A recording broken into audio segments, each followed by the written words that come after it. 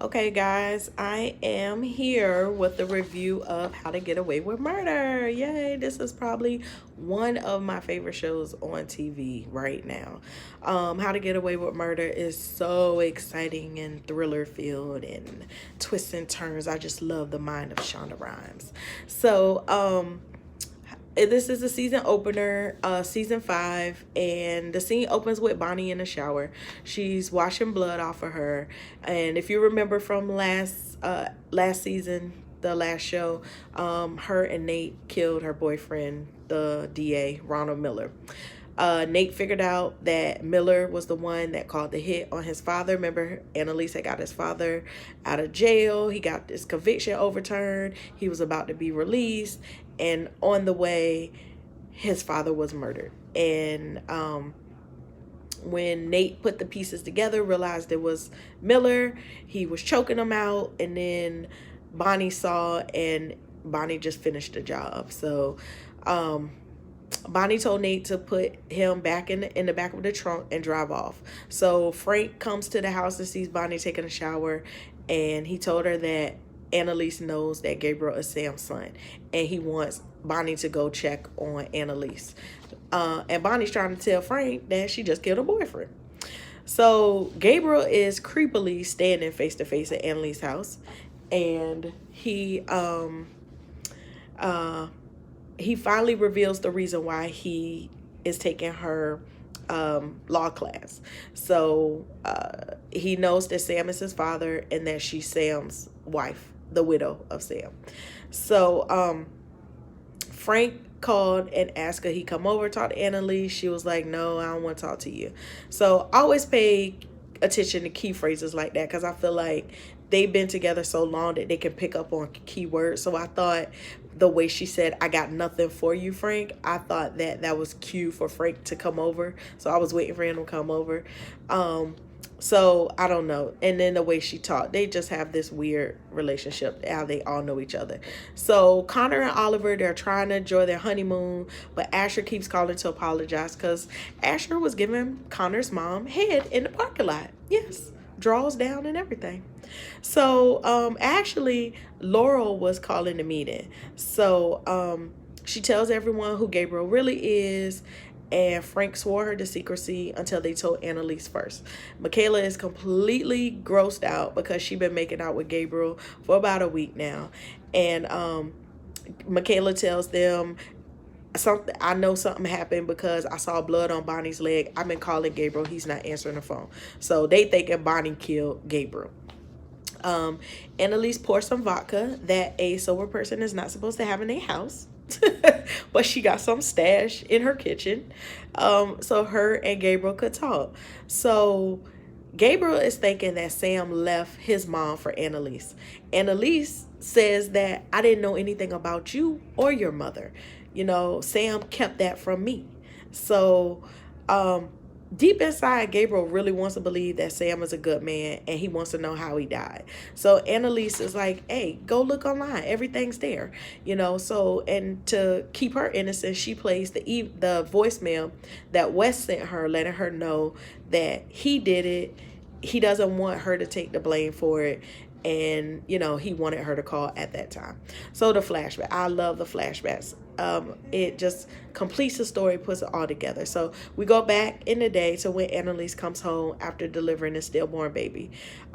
Remember, she got in an accident. Frank had something to do with it. She lost the baby. So she pressures Sam to get over the loss that they need to adopt Kristoff. Kristoff is Wes. Because Wes' mom had died. So Sam really doesn't want to. And I was thinking, I said, it's something that he wants to come clean about for probably having Gabriel and not telling her about Gabriel. And so he goes downstairs and he Googles Vivian, who is Gabriel's mom, and he calls her to see if he can meet Gabriel. So Bonnie and Frank are trying to decide what to do next. She calls Nate. Nate don't answer. Laurel calls Frank to see if Bonnie is with Frank. And Michaela, they're on speakerphone. So Michaela says, hey, I saw Bonnie. She got blood on her leg. Gabriel's missing. What's up? Y'all not telling something. So Frank blows it off. He's like, oh, he's probably just asleep. Y'all are overreacted. It's late. We'll deal with this in the morning. So Bonnie and Sam, they have a moment where she's trying to console him, and this is a flashback, going back to the flashback, and she touches his arm. So um, Annalise threw in Bonnie's face during the argument that she had an affair with Sam. So we know that there was something going on between Sam and Bonnie. So this is when they were younger now. This is not now, obviously, but this is when they were younger. So Frank comes in all ready to work, and Annalise isn't ready, but he's feeling guilty because he knows he has something to do with her being in a car accident and losing the baby. So he wants to confess, and Sam is like, no, you're not going to confess, because then you get to get relief, but then we have to always be uh, carrying the guilt and the pain of not having our child. He was like, no, you're never going to tell her, because you're going to be able to feel this pain that we're feeling too, and you're going to take this to the grave. So Annalise goes behind Sam back and gives Bonnie the adoption paperwork so she can mail it. So, it's all this dishonesty going on with them. This is what their relationships are made off of: dishonesty, false alliances. Annalise and Sam, Sam and Frank, Annalise and Bonnie. It's just a lot going on. So, Annalise plays the voicemail that Wes left. I told you that. And Gabriel doesn't understand, why would your student kill your husband? There's something more that you're not telling me. So Annalise just is like, you're missing the point. The point is, the same way he lied and betrayed you and your mom is the same way he lied and betrayed me. We both have a lot of unresolved questions for Sam, but he's not here, so we'll never know. So flashback, going back to the flashback, Sam tells Annalise, sometimes I might call her AK just because I get tired of saying Annalise. So Sam tells Annalise that he was contacted by a lawyer from Ohio to confirm his social security number about the adoption. So they start arguing about the proper way to process the grief. Annalise wants to adopt to process her grief. Sam wants some time to reflect. So he threatens, if you want to stay married to me, you better let this adoption go. I don't want to hear nothing else about it. So he lies and says he's going to his sister's house. He really tries to go see Gabriel. So Bonnie and Frank are downstairs. They overhear everything as usual, and they on Sam's way out, he tells them to leave and go home. So Michaela, she overhears the Keating Five brainstorming, because they figure, okay, Gabriel knows what's going on now. He's gonna reopen Sam's murder. They're going to jail, and they think, well, Bonnie's dating, and I think Asher said it. Bonnie's dating the DA, so she can just sweet talk him. He's not gonna press charges. We're good. Little did they know, Miller's dead. So that is going to go out the window. So Bonnie's trying to convince herself that Miller was really a bad guy, and that he had to be murdered. Her and Nate did the right thing, but Nate is like, I hold Nate just as responsible as Bonnie, because Nate beat the man to death. I mean, he was gonna die anyway, and that's what Nate later on said to Bonnie. He was like, Bonnie, you don't have to carry that grief, like that guilt. He was gonna die if you didn't do anything anyway. I had beat him to death, nearly to death. So Frank teases Bonnie. Now this is a flashback. It goes back and forth this whole episode, so it's like current, and then it flashes back. Current, flashes back. So Frank, this is in a flashback. Frank teases Bonnie about having an affair with Sam, which started when she was his patient. So Bonnie asks him what happened in Ohio. He doesn't want to talk about it. So he just says they lost the Mahoney case, and she had an accident.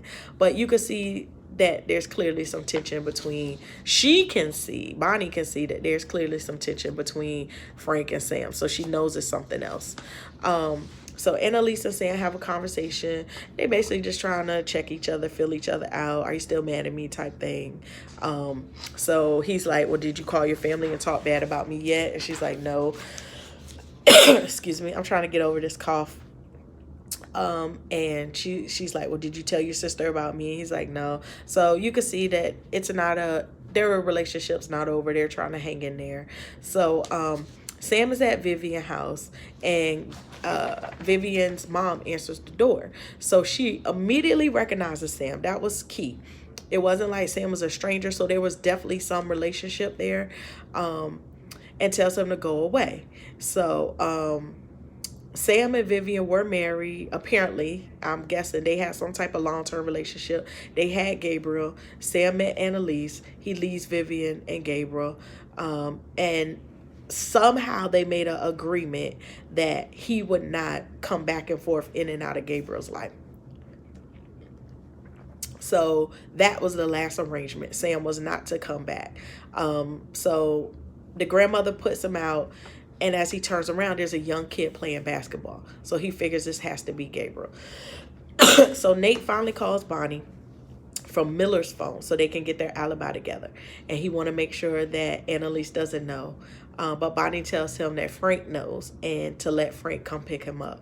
So flashback, Annalise is pumping breast milk, drinking vodka, because the baby's not going to drink the milk anyway. So, and she's about to call her mom, but the Department of Children and Family Service in Ohio calls. So Bonnie is worried about Sam. Frank is worried about Annalise, more likely guilty probably. And then out of nowhere, Frank and Bonnie start kissing and they end up having sex. It's like, oh my God. Like, Frank has literally been with every intern and every girl that comes in that circle. So, and it's just gross to think about now, like their relationship, like, ew, you had sex with Frank? Ugh, it's gross. So Bonnie gets her back blowed out and then she goes check on Annalise. Now, all these flashbacks are happening all at one time. The only thing that's in real time is Nate calling. The Keating Five plotting on Annalise and Gabriel's conversation. She finds Annalise in the room. She's passed out on the with the phone, and an empty bottle of on the floor. I think I was trying to say, and an empty bottle of pills. So before that, Annalise was calling Sam, begging him to come back because the grief was hitting her and she needed him there. So it looks like the call from the child services was to tell her that she got denied, and that's probably why she called Sam. So it's kind of weird, like they show you the first part and then they play it back and you got to put the pieces together. So she got the call, she got denied. She called Sam crying, telling him to come back home. When he didn't answer, she thought that it was over. So she's overwhelmed losing the baby. She doesn't get the second chance at getting adoption, so she takes the pills and she's drinking vodka. So now I'm gonna say this: Bonnie gets the Friend of the Year award because she picked that girl up off the floor. She called 911. She rocked her. She was like, keep your eyes open, don't go to the light, stay away from the light, Carol Ann. Bonnie was there like through the whole thing. So Bonnie calls Frank and tells him not to come to work. Frank just wants to get some booty. And she's like, yeah, maybe. Okay, I'll be there later. So somebody knocks on Frank's door. We don't know who it is at this point. Frank gives Sam the printed email, letting him know that he knows that he's been contacting Vivian. Okay. And it was dated November 2nd, 2005. Keep that in mind. That's definitely going to come back. That establishes some type of timeline for us. This is in 2005. And her email handle we could see was altafina.com. So I was expecting it to be like a Gmail, Hotmail, Yahoo, MSN. It was Altafina. That Altafina is probably going to come up for something. He wants to explain his unannounced visit, seeing Gabriel. So Sam is worried that Frank already told Annalise. So Frank blackmailed Sam. Forget about Vivian and Gabriel. Go deal with your wife. And they go back upstairs and they make up and everything's good. So the show ends with Sam narrating the email and showing clips of everybody. So he's reading the email out loud as he wrote it to Vivian. Nate accepts full responsibility for Miller's death.